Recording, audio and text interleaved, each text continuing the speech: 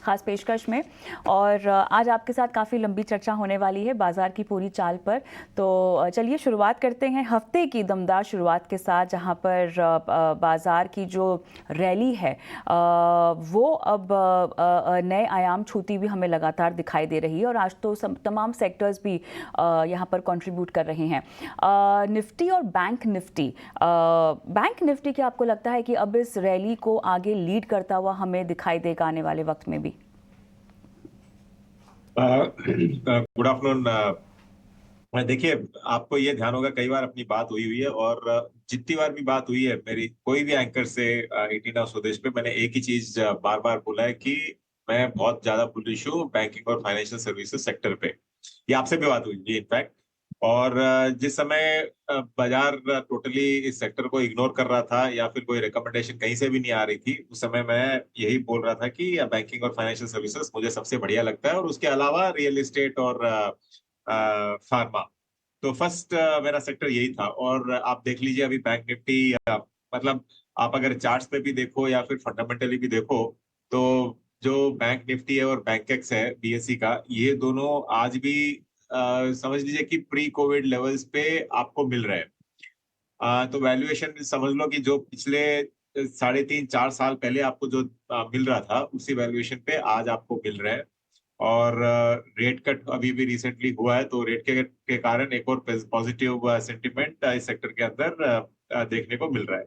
तो मुझे लगता है कि एक और चीज है कविता, आज देखिए पीएसयू बैंक इंडेक्स सबसे ज्यादा ऊपर है। इनफैक्ट जो निफ्टी पीएसयू बैंक इंडेक्स है वो 3.25% ऑलमोस्ट अप है। और रियल्टी, जैसे मैंने कहा, वो सेकेंड अप है। लेकिन आप अगर बैंकिंग सेक्टर में आज भी अगर बुलिश रहते हो मेरे कहने पे, तो मुझे लगता है कि overall banking and financial services, सिर्फ पीएसयू नहीं, आपको प्राइवेट बैंक्स भी लेना चाहिए। और ये मैंने बार बार कहा है कि जो दिग्गज 5 या 6 लार्ज कैप बैंक्स है भारत की प्राइवेट सेक्टर में, वो आगे चल के आपको कैचअप रैली देखने को मिलेगा उसमें भी। और देखिए ना, साइलेंटली, मतलब धीमे धीमे एकदम चुपके चुपके एचडीएफसी बैंक कहाँ से कहाँ आ गया है। तो ऐसा ही होने वाला है। आज ओवरऑल जो बाजार है, कुछ खेमों में मुझे डिस्कम्फर्ट बहुत है, मुझे सस्ता नहीं लग रहा है। और हम भी क्लाइंट्स को यही एडवाइस कर रहे हैं कि कुछ कुछ पॉकेट्स है, वहां से आपको बाहर निकलना चाहिए। और जैसे बैंकिंग एंड फाइनेंशियल सर्विसेज है, ऐसे सेक्टर्स में आपको अंदर आना चाहिए, ताकि क्या है कि कल को अगर कोई भी करेक्शन या फिर देखने को मिले, या फिर टाइम करेक्शन भी देखने को मिले, तो आपको अपॉर्चुनिटी लॉस नहीं होगा। बिल्कुल। और देखिए यहाँ पर बैंक निफ्टी का ऑल टाइम हाई 54,066 है, और फिलहाल हम 54,030-31 के आसपास कारोबार भी कर रहे हैं। तो इस लेवल पर हमें नज़र बनाकर रखनी होगी, और उसके बाद देखना होगा कि अगर ये लेवल टूटता है तो विवेक बताएंगे कि अगला इनका कौन सा लेवल होगा हाई का। लेकिन विवेक, क्योंकि हमने पीएसयू बैंक क्षेत्र को लीड करते हुए देखा है, फिलहाल भी अगर आप इंडेक्स को देखें तो लगभग 3.5% ऊपर है। और इस बात में कोई दो राय नहीं है कि फिलहाल बैंक्स लीड करते हुए दिखाई दे रहे हैं। और मुझे ये समझना है कि अब ये जो रैली है, क्या यहाँ पर कुछ इनिशिएट करने का समय है, या आपको लगता है कि आप अगर थोड़ा सा प्रॉफिट बुक करना चाहें तो फिलहाल कर सकते हैं? क्योंकि आपके जवाब से ये समझ में आ रहा है कि रैली को ये आगे लीड करने में कंट्रीब्यूट बहुत ज़्यादा करेंगे। तो फिलहाल जो निवेशित हैं वो तो निवेशित रहें, लेकिन क्या कुछ नया निवेश करने की भी सोची जा सकती है? देखिए, अगर आप जैसे मैंने कहा बैंकिंग इंडेक्स में जाना चाहते हो, तो आज भी आप निवेश कर सकते हो। और ओवरऑल पीएसयूज में देखिए, मुझे लगता है कि काफी कैचअप हो चुका है। तो इसके कारण मतलब आगे चल के हो सकता है कि आउट परफॉर्मेंस आपको प्राइवेट बैंक्स में ज्यादा देखने को मिले। लेकिन जो स्ट्रक्चरल चेंजेस आया है, देखिए ये मैं इस कारण बोल रहा हूँ, जैसे आप कोई भी पीएसयू बैंक ले लो, एक जमाने में क्या ट्रेड करता था और आज क्या ट्रेड कर रहा है। और लेकिन आज भी कुछ कुछ पीएसयू बैंक्स ऐसे हैं, मैं नेम स्पेसिफिक में नहीं जा रहा हूँ, लेकिन ऐसे बैंक्स हैं जो आपको अंडर 10 के पी पे मिल रहा है, पहली चीज। और आज ये स्टॉक्स री रेटिंग क्यों हो रहे हैं? री रेटिंग इसके लिए हो रहे हैं कि जो इकोनॉमी में स्ट्रक्चरल चेंजेस आया है और एनपीए सबसे कम है। इनफैक्ट आज की आप अगर रिपोर्ट पढ़ो, तो आपको दिखेगा कि जो एआरसी कंपनीज है वहां पे एसेट्स कम हो रहे हैं, क्योंकि एनपीए सब घट रहे हैं। मतलब क्या होता है, अगर कोई भी पीएसयू बैंक में है एनपीएस है, तो वो लोग ट्रांसफर करते हैं एआरसी कंपनीज को। अब एआरसी कंपनीज में एसेट्स इसके लिए कम हो रहे हैं क्योंकि जो नॉर्मल बैंकिंग स्ट्रीम है वहां पे आपको एनपीएस कम मिल रहा है। तो ये स्ट्रक्चरल चेंजेस पीएसयूज में भी आपको देखने को मिल रहा है और एनपीएस लगातार कम हो रहे हैं, इसके लिए इन बैंक्स की भी रीरेटिंग हो रही है। लेकिन फिर भी लॉन्गर टर्म में आप अगर देखो तो सरकारी जो बैंक है वो सरकारी बैंक ही रहेगा। थोड़ा सा माइंडसेट में हमेशा डिफरेंस रहेगा, कितना भी आप उसको प्राइवेट के जैसे सोचना चालू कर दो फिर भी आपको वो माइंडसेट डिफरेंस तो रहेगा रहेगा। तो इसके लिए जो प्रीमियम है वो कभी भी प्राइवेट बैंक ही आपको कमांड करने वाले हैं। तो मुझे लगता है कि आप अगर आज निवेश करते हो तो banking and financial services private sector में आपको करीबन 60-70% रहना चाहिए, और जो पीएसयू बैंक है वहां पे आपको 30 या 40% रहना चाहिए। ऑलराइट, चलिए तो यहाँ पर बैंक निफ्टी को लेकर आपकी ये राय आती हुई दिखाई दे रही है। इस बीच फार्मा क्षेत्र में आखिर हम क्यों तेज़ी देख रहे हैं और क्या है खास ट्रिगर्स? हमारे सहयोगी जुनैद नागर खबर लेकर हमारे साथ जुड़े हुए हैं। जुनैद, बताइएगा तमाम तरह के फार्मा काउंटर्स में जो तेज़ी है उसके पीछे क्या अहम ट्रिगर आपके मुताबिक? जी, तो फार्मा स्टॉक्स में हमें काफ़ी दमदार तेज़ी देखने मिल रही है। अगर आज देखेंगे तो निफ्टी फार्मा इंडेक्स आज का टॉप सेक्टोरल गेनर है। और अगर पिछले 12 महीने के रिटर्न्स देखें कि शेयरों ने कैसे दिए हैं, तो सबसे पहला हमें निकल कर आ रहा है ग्लेनमार्क फार्मा।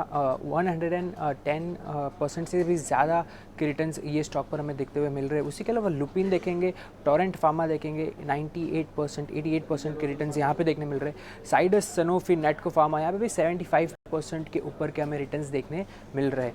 इसी के साथ अगर हम की ट्रिगर्स देखें फार्मा शेयरों में, तो पहला ट्रिगर रहेगा सुपीरियर ग्रोथ जो हमें देखने मिल रही है यूएस मार्केट्स में। डबल डिजिट ग्रोथ एक्सपेक्टेड है Q2 में यूएस मार्केट्स के द्वारा।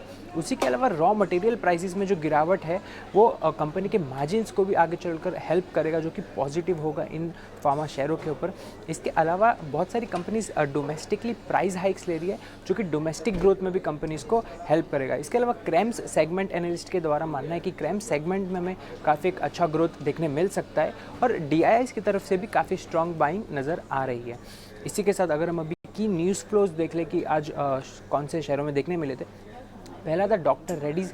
यूएस FDA ने यहाँ पर इनके एक R&D सेंटर पर इंस्पेक्शन किया था, जहाँ पे इन्होंने 0 ऑब्जर्वेशंस इशू किया है, तो कंपनी के लिए काफ़ी पॉजिटिव रहेगा। दूसरा होगा बायोकॉन कंपनी के API प्लांट जो कि बेंगलुरु में, वहाँ पे यूएस FDA ने इंस्पेक्शन किया था, वहाँ पे 3 ऑब्जर्वेशंस यूएस FDA ने इशू किया है। लास्टली मैनकाइंड फार्मा फोकस में रहेगा, क्योंकि बोर्ड ने अप्रूवल दे दिया है 10,000 करोड़ का फंड रेज करने के लिए। ये फंड रेज जो होगा इशू ऑफ NCDs या फिर CPs के द्वारा हो सकता है। इसी के अलावा ग्लेनमार्क फार्मा एक और फोकस में रहेगा, क्योंकि हमें पहला तो एक यूएस FDA ने फॉर्म 83 दिया है विद 0 ऑब्जर्वेशंस। कंपनी के एक फॉर्मुलेशन फैसिलिटी पर इंस्पेक्शन हुआ था, जो कि औरंगाबाद में। और उसी के साथ एक नोट आते हुए देखते मिल रहा है इन्वेस्टेक की तरफ, जहाँ पे उन्होंने इनिशिएट किया एक फास्ट लॉन्ग और अपना बाय रेटिंग भी मेंटेन किया। उनका जो टारगेट प्राइस है वो है ₹1900। उनका मानना है कि earnings momentum as well as cash flow generation आगे चलकर भी पॉजिटिव रहेगा कंपनी के लिए, और उसी के द्वारा ग्लेनमार्क फार्मा फोकस में रहेगा। इसी के साथ अगर हम वैल्यूएशंस देख ले कौन से सारे फार्मा शेयरों के, तो सबसे महंगा स्टॉक जो हमें वैल्यूएशंस के द्वारा देखने मिल रहा है वो है डिविस लैब। 63 टाइम्स P पर ट्रेड करता है। उसके साथ टोरेंट फार्मा 51 टाइम्स, सन फार्मा करीब 37 टाइम्स P पर देखने मिल रहा है। Cipla, Zydus life 23 times P, और डॉक्टर रेड्डीज़ सबसे सस्ता करीब 19 टाइम्स P पर ट्रेड करते हुए दिख रहा है। शुक्रिया जुनैद इस पूरे एनालिसिस के लिए। और विवेक, आप ही के पास मैं आऊँगी, क्योंकि सन फार्मा, सिप्ला, डिविस लैब, जाइडस, डॉक्टर रेड्डीज़ और ये तमाम काउंटर्स पर, टोरेंट फार्मा भी हम देख रहे हैं कि काफ़ी हाई पीस पर फिलहाल है। लेकिन ओवरऑल जो पॉजिटिविटी का एक ट्रिगर आता हुआ दिखाई दे रहा है, जिस तरह से अमेरिकी बाज़ारों में हम देख रहे हैं कि स्ट्रॉन्ग ग्रोथ दिखाई दे रही है, और स्पेसिफिकली अगर हम डॉक्टर रेड्डीज़, ग्लेन फार्मा और मैनकाइंड फार्मा के कुछ काउंटर्स को देखें तो यहाँ पर US FDA की क्लीन चिट मिलने से भी एक फ़ायदा है। लेकिन ये मोमेंटम और कितना भुना पाएंगे ये तमाम काउंटर्स, और ये तेजी की रैली और कितनी देखने को मिल सकती है? कविता, देखिए फार्मा इनफैक्ट जैसे मैंने हमेशा कहा है कि बैंकिंग और फाइनेंशियल सर्विसेज, और उसके बाद में मैं फार्मा पे भी ओवरऑल बुलिश हूँ। आज जो फार्मा इंडेक्स है उसका, जो निफ्टी फार्मा की बात कर रहा हूँ मैं, उसका पी करीबन 38.3 है।